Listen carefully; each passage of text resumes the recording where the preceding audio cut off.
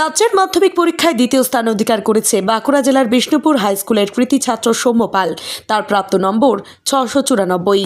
খবর পেয়ে তড়িঘড়ি সৌম্য পালের বাড়িতে আসেন বিষ্ণুপুর বিধানসভার বিধায়ক তন্ময় ঘোষ এবং তাকে হাতে ফুলের তোড়া ও মিষ্টিমুখ করিয়ে সংবর্ধনা জানালেন।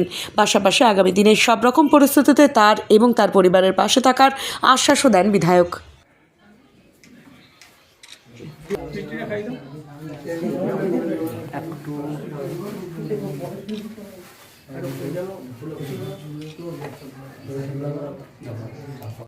সৌম্য পাল আমাদের বিষ্ণুপুরের গর্ব, বিষ্ণুপুরের মাটিকে সমৃদ্ধ করলো এবং সর্বকালের সেরা রেজাল্ট মাধ্যমিকে আমরা বিষ্ণুপুরে পেলাম, যে ওয়েস্ট বেঙ্গল বোর্ডে দ্বিতীয় স্থান অর্জন করেছে।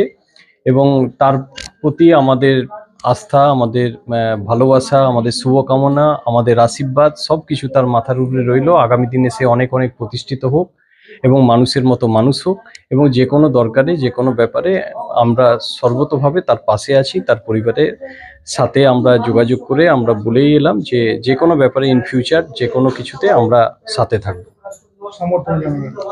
এবং আমরা সংবর্ধনা জানালাম। এবং ও আরো বড় হোক, এটাই আমাদের শুভকামনা, অনেক আশীর্বাদ আমাদের।